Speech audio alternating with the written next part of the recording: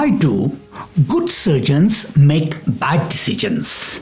I am Dr.Uttam Shiralkar, a surgeon and psychiatrist based in England. The last video focused on how, despite being seen by experienced surgeons, a doctor did not get satisfactory surgical treatment for the problem of his hand. However, that was only the first part of the story. This video covers the remaining part, which is about meeting between Dr. Groopman, the patient, and Dr. Terry Light, hand surgeon, and former president of the American Hand Surgeons Association and the American Orthopedic Association. That conversation between Dr. Groopman and Dr. Light were enlightening. You might wonder why it would be enlightening when a dissatisfied patient meets with the surgeon just to complain. Please watch the video until the end to find out why I say it is enlightening. First, Dr. Groopman met with Dr. Light not to complain about his experience as a surgical patient, but to analyze and understand why the problem occurred. In other words, it was about why even good surgeons sometimes make bad decisions. Both of them viewed Dr. Groopman's experience from different perspectives. Let's be honest.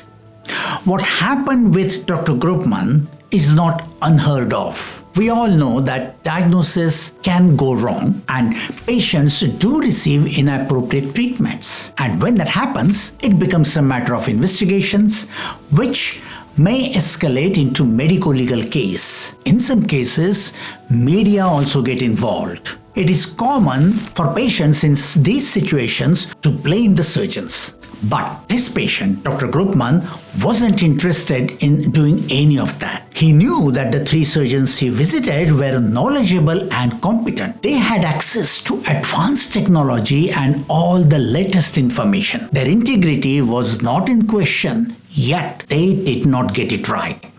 So, when Dr. Groopman began by asking Dr. Light, why did the first three surgeons miss the diagnosis and advise the wrong surgery? Dr. Light's answer was short.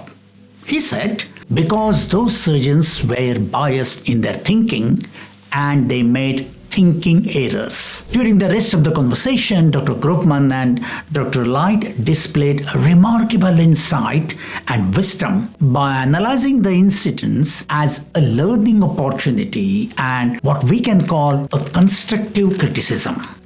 Dr. Light explained that the first surgeon made a thinking error due to what is called as commission bias. This type of error causes us to take action when we perhaps shouldn't. Despite various investigations and treatment over more than a year, Dr. A was unable to make a diagnosis or provided symptomatic relief to Dr. Groopman. When confronted with Dr. Groopman's frustration, Dr. A came up with some non-specific diagnosis and proposed very unconvincing surgical treatment. We do see that some surgeons are more inclined to recommend surgery, and some do so because of such commission bias. They operate on cases that others might not. However, surgeons can be influenced by commission bias when they are desperate. Sometimes this desperation comes from pressure from the patient, which happened in this case.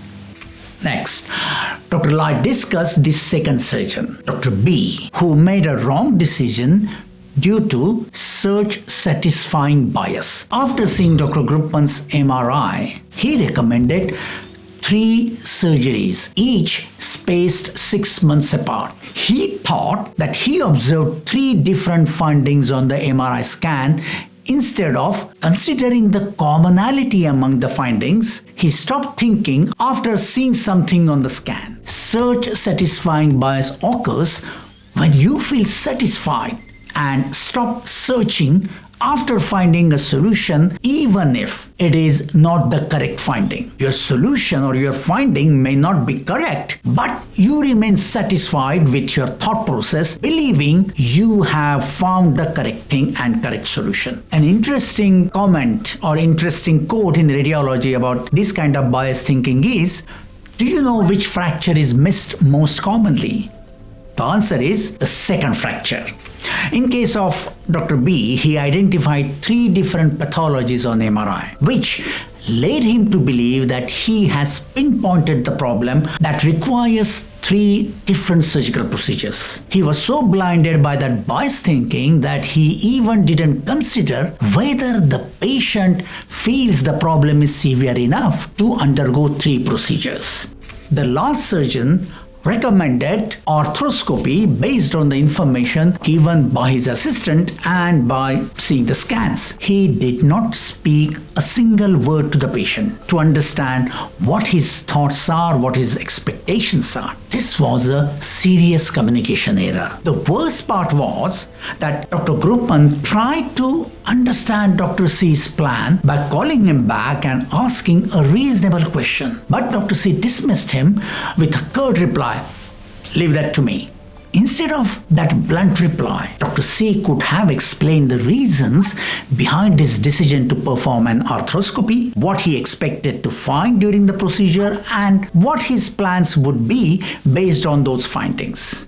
After discussing the biased thinking of first 3 surgeons, Dr. Light also praised the out-of-box thinking of Dr. D, the 4th surgeon. He was impressed to see how Dr. D avoided the thinking errors by not getting trapped in what previous surgeons thought.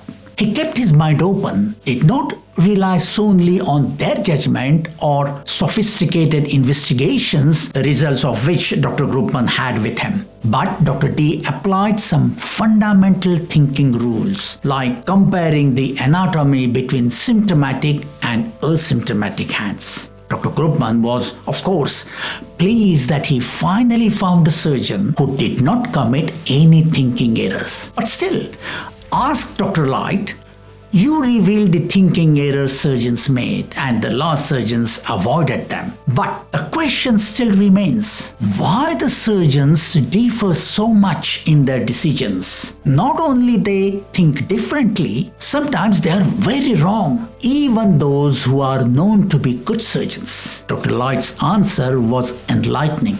He said, "Because we are not taught how to make decisions.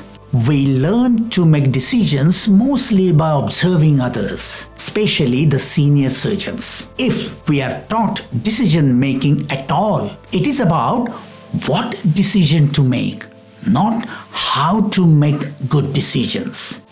We all know that surgery is both an art and a science. This especially applies to decision making.